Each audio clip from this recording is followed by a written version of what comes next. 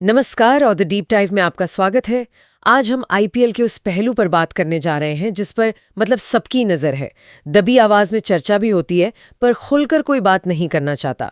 ये उस हाथी की कहानी है जो कमरे में तो है पर सब उसे देखकर भी अनदेखा कर रहे हैं। बिल्कुल। तो चलिए बिना किसी भूमिका के सीधे मुद्दे पर आते हैं। अर्जुन तेंदुलकर। हर साल ऑक्शन होता है, हर साल मुंबई इंडियंस उन्हें खरीदती है और फिर पूरे सीजन में वो हमें ज्यादातर बेंच पर बैठे हुए या अपनी टीम के साथियों को ड्रिंक्स ले जाते हुए ही दिखाई देते हैं। एक सीधा सा सवाल है जिसका जवाब बहुत घुमावदार है। ऐसा क्यों है? देखिए, ये सवाल अपने आप में सिर्फ एक खिलाड़ी के बारे में नहीं है। ये असल में आईपीएल की उस चकाचौंध के पीछे छिपे एक गहरे टकराव को दिखाता है। टकराव? कैसा टकराव? क्रिकेट की जरूरत और बिजनेस की मजबूरी के बीच का टकराव।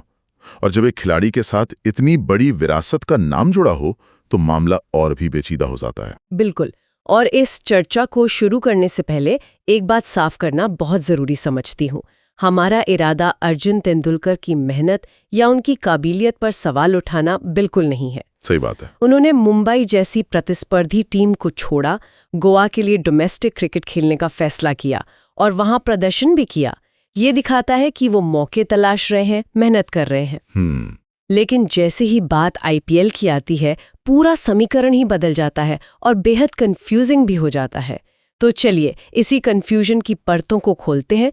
अगर हम 2023 सीजन को याद करें तो अर्जुन को कुछ मौके मिले थे और उनका प्रदर्शन ठीक ठाक से कहीं बेहतर था। मुझे याद है उन्होंने नई गेंद से स्विंग हासिल की थी। हाँ, जो उस वक्त एमआई के अटैक में कमी लग रही थी। एग्जैक्टली।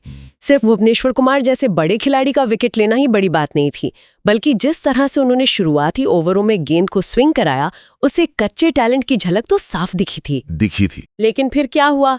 कुछ मैचों के बाद उन्हें फिर से बेंच पर बिठा दिया गया। यही बात तो समझ से परे है।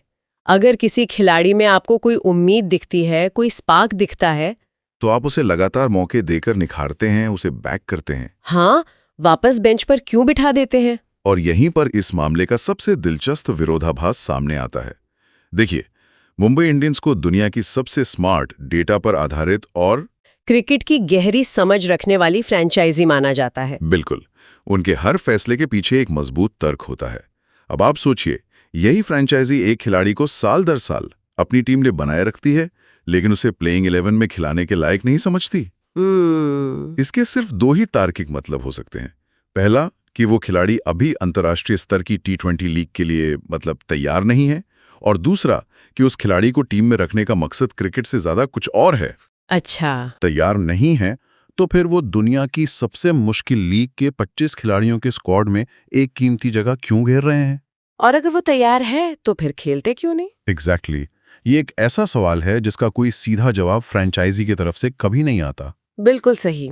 और जब कोई खिलाड़ी बिना खेले भी लगातार सुर्खियों में बना रहे, जब कैमरा बार बार डगआउट में उस पर जूम करे, तो ये समझना मुश्किल नहीं रहता कि ये खेल अब सिर्फ 22 गज की पिच पर नहीं खेला जा रहा है। ये मार्केटिंग, ब्रांडिंग और मीडिया अटेंशन का भी खेल बन चुका है। और ये सिर्फ एक खिलाड़ी के खेलने या ना खेलने से कहीं ज्यादा गंभीर मामला है। यहाँ एक छिपी हुई कीमत भी चुकाई जा रही है ना? बिल्कुल।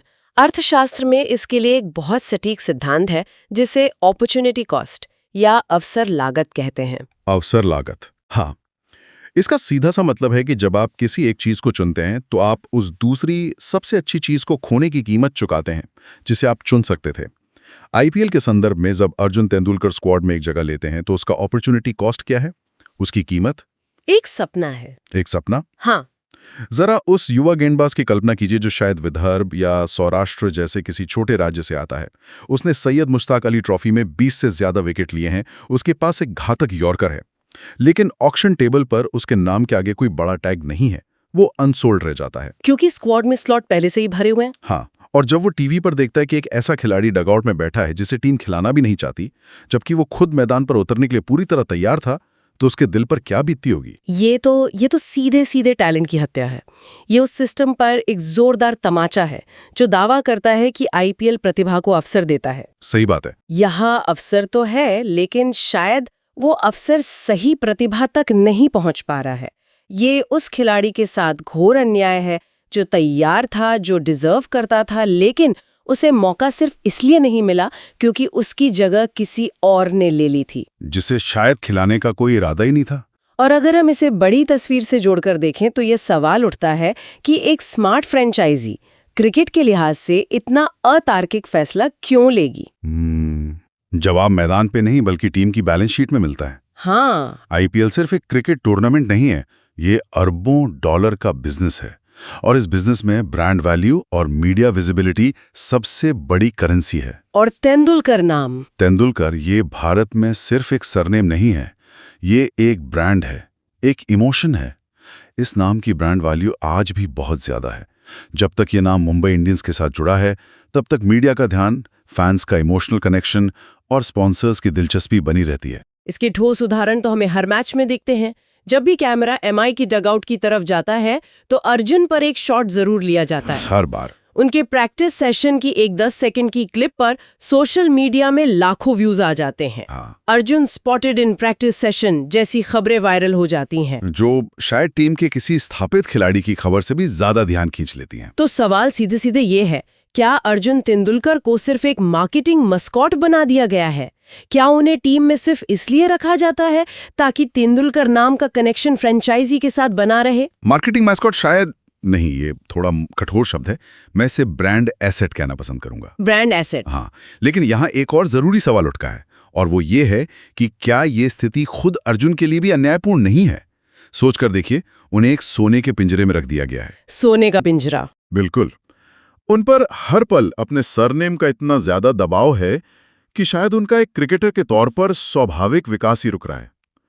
हर कोई उनकी तुलना उनके पिता से करता है। उनकी हर गेंद को उसी पैमाने पर परखा जाता है। इस भारी उम्मीद के बोझ तले एक युवा खिलाड़ी का खुलकर खेलना और अपनी गलतियों से सीखना मतलब लगभग नामुमकिन हो जाता है। ये बहुत ही जरूरी बात है। इस विचार को अगर हम और आगे बढ़ाएं तो शायद किसी छोटी टीम में जहां इतना स्टार कल्चर नहीं है, जहां उन पर मीडिया की 24 घंटे नजर न हो, उन्हें खुलकर खेलने और विकसित होने का बेहतर मौका मिलता। सही कहा। मुंबई इंडियंस का बॉलिंग लाइनअप पहले से ही जसप्रीत बुमराह और दूसरे अंतर्राष्ट्रीय सितारों से भरा हुआ है। ऐसे में एक युवा खिलाड़ी के लिए अपनी जगह बनाना वैसे ही बहुत मुश्किल है। शायद राजस्थान रॉयल्स या पंजाब किंग्स जैसी फ्रेंचाइजी में उन्हें वो स्पेस मिलता जो उन्हें एक बेहतर क्रिकेटर बनने में मदद करता, जहां वो बिना किसी भारी उम्मीद के खेल सकते हैं ना। बिल्कुल। तो ये सब सुनकर तो ऐसा लगता है कि स्थिति हर तरफ से निराशाजनक है, खिलाड़ी के लिए भी, उस अनसोल्ड टैलेंट के लिए भी और शायद क्रिकेट के खेल के लिए भी। तो क्या हम इस डेड एंड पर फंस गए हैं या इससे बाहर निकलने का कोई रास्ता है? क्या इस सिस्टम को सुधारा जा सकता है? रास्ते हैं, बिल्कुल हैं, लेकिन उनके लिए सिस्टम में बड़े बदलाव की इच्छा शक्ति चाहिए। सिर्फ समस्या पर बात करने से कुछ नहीं होगा, हमें समाधानों पर भी सोचना होगा। तो क्या समाधान हो सकते हैं? मेरे हिसाब से 2 ठोस समाधान हैं जिन पर गंभीरता से विचार किया जाना चाहिए। अच्छा। पहला और सबसे जरूरी है एक सक्रिय लोन सिस्टम। लोन सिस्टम जैसे फुटबॉल में होता है। एग्जैक्टली जैसा हम दुनिया भर के फुटबॉल लीग्स में देखते हैं।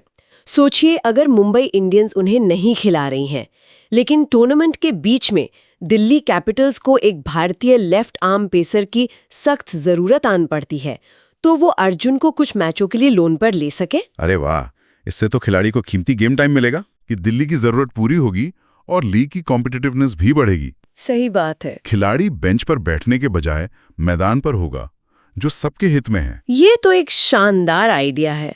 इससे टैलेंट का सही इस्तेमाल होगा और वो बर्बाद होने से बचेगा।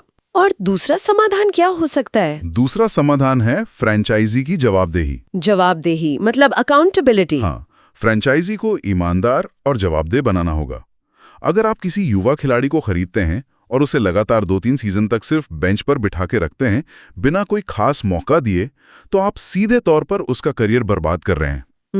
एक नियम होना चाहिए कि अगर कोई खिलाड़ी जो अनकैप्ड है 2 सीजन में 5 से कम मैच खेलता है तो उसे रिलीज करना अनिवार्य हो, ताकि वो ऑक्शन पूल में वापस जा सकें। इससे टीमें टैलेंट को सिर्फ जमा करके नहीं रख पाएंगी। बिल्कुल। चाहते हैं वो मेहनत करने को तैयार है, खिलाड़ी अपना काम कर रहा है, अब सिस्टम को भी अपना काम करना होगा। बिल्कुल, सिस्टम को परफॉर्मेंस को पहली प्राथमिकता देनी ही होगी। आईपीएल जैसे बड़े प्लेटफॉर्म की ये जिम्मेदारी बनती है कि वो टैलेंट को संवारने के लिए एक बेहतर और ज्यादा पारदर्शी सिस्टम बनाएं, ना कि सिर्फ उसे एक ब्रांड टूल की तरह इस्तेमाल करें।